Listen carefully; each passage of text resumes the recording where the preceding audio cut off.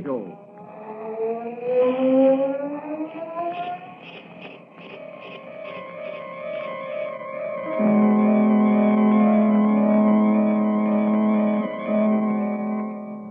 Sweeping down upon the underworld to smash gangland comes The friend of the unfortunate, enemy of criminals.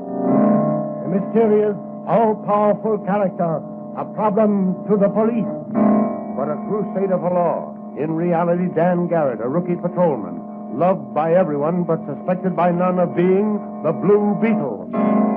As the Blue Beetle, he hides behind a strange mask and a suit of impenetrable blue chain armor, flexible as silk but stronger than steel.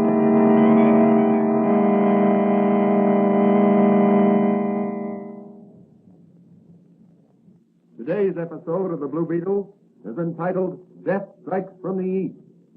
In the city's Chinatown, sons of the Orient are restless, uneasy. The police department expects war between rival tongues to break out at any moment and is prepared. What is behind this uneasiness? Is it something that concerns only the Chinese? Or is there an Occidental hand at work, pulling the strings like a phantom puppeteer? As our story opens, Patrolman Dan Garrett, who in secret is the Blue Beetle, discusses the situation with his friend and confidant, Dr. Franz, in his little apothecary shop. You know, Doc, leaning here on this counter, it's hard to realize that you and I are only a few city blocks away from the Orient. You're referring to Chinatown? Yeah. Wish I knew what was going on down there. Do you think rival tongues are about to war on each other? Nope, I don't. Then what do you think is causing this unrest the newspapers speak of? Fear and resentment. Resentment? Of whom? Of us. You mean the police? Nope. The white race. But what have we done to them? We don't molest them. No, it isn't that. I think there's some sort of a racket going on down there. Are you going to do anything about it? Well, I'm going to ask the chief to assign me to a beat in Chinatown. You'd better be careful, Danny. You could disappear down there and no one would ever find you. Oh, I'll be careful, all right. I've got a friend down there. A Chinese? Yeah. Restaurant keeper, Ling Wan. Cultured gentleman. I saved his life once, and he's never forgotten. I'd imagine he could be very helpful. Well, I've got to run down to headquarters now. Maybe Manigan and I can both get assigned to that district. Well, good luck to you, Danny boy. Thanks, Doc. So long. Patrolman Dan Garrett is headed for the Orient.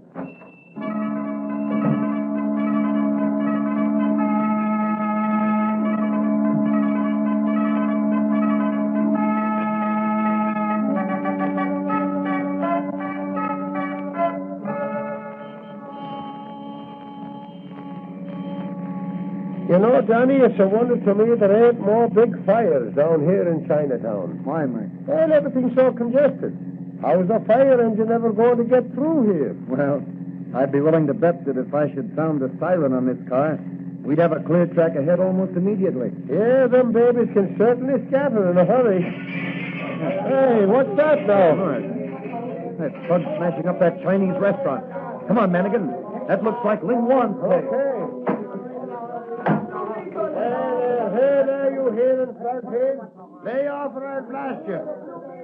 All right, pipe down. Where's the guy what done this?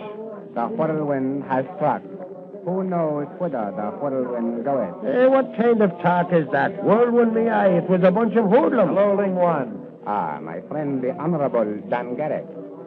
After the whirlwind, the face of the sun appears to spread light upon a dark and dreary scene. I'm afraid the face of the sun has appeared too late to be of any help to you, Ling Wan. That which hath been is done. Yeah, but we're the law, and we want to know who done it. Ling Wan, this is my friend and brother officer, Mike Manigan.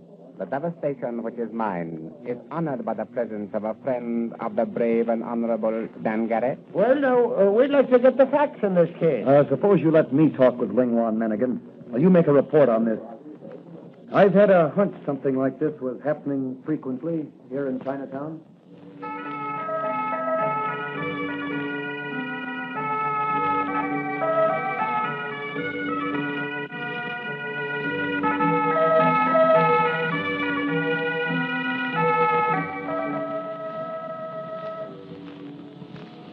You say, Ling Wan, that if a merchant refuses to pay tribute money to the one you call the Purple Dragon, or to buy his merchandise through him, His shop is wrecked as yours was just now? That is true, my friend.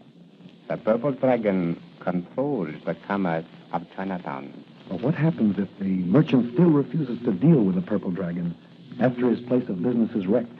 Some member of his family disappears. If it is an elder son, he meets the hatchet man in some dark street.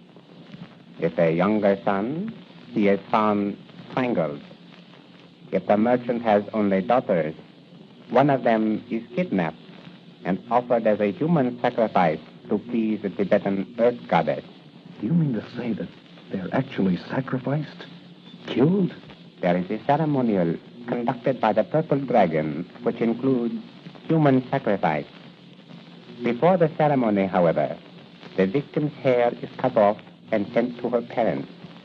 If a sufficient amount of money is paid, the victim is released. Good Lord, Lingwan. Why haven't the police been informed of this? One does not seek certain death needlessly. The Purple Dragon spies are everywhere. Well, Lingwan, you're taking a great risk in having me in your home. But I assure you something will be done immediately to end this state of affairs. Who is this Purple Dragon? Have you any idea? He must be a powerful Oriental. There is a growing suspicion that the Purple Dragon is not of our race, but of yours. What? A white man? I am sorry to say it, my friend, but it is so. Well, Dan Garrett is going to do something about that. And he's starting right now. I've sworn to uphold the law, to serve justice, to drive every crooked racketeer from this city. This extortion racket must be smashed.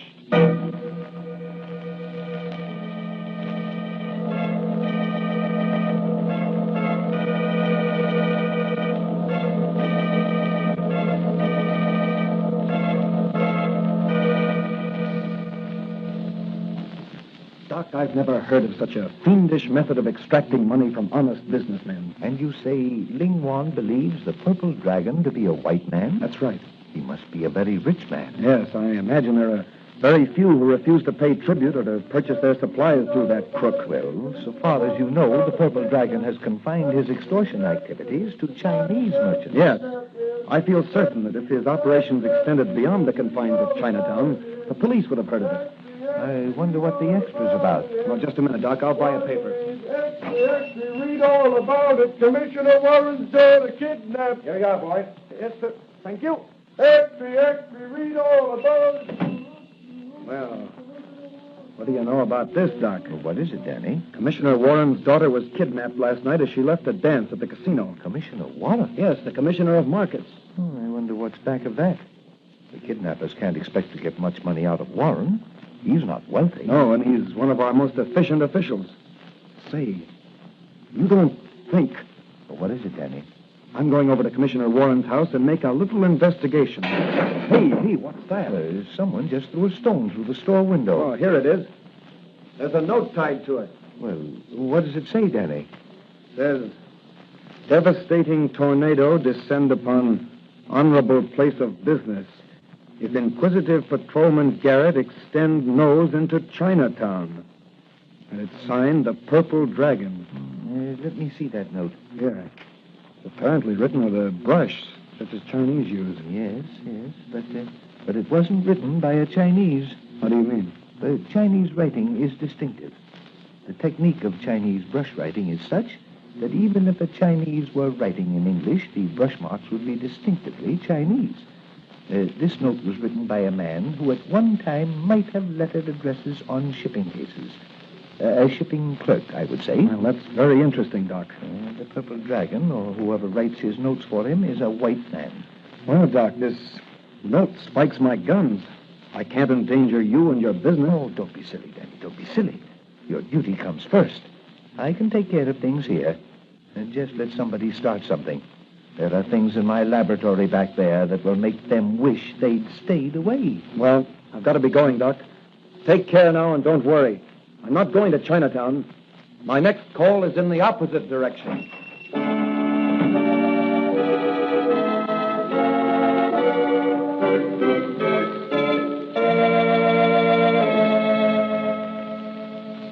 Commissioner Warren, I've been assigned by the police commissioner to do a little investigating in this case. Yes, I'm glad you have, my boy. I'd appreciate any information you could give me, Commissioner. I'll give you what I can.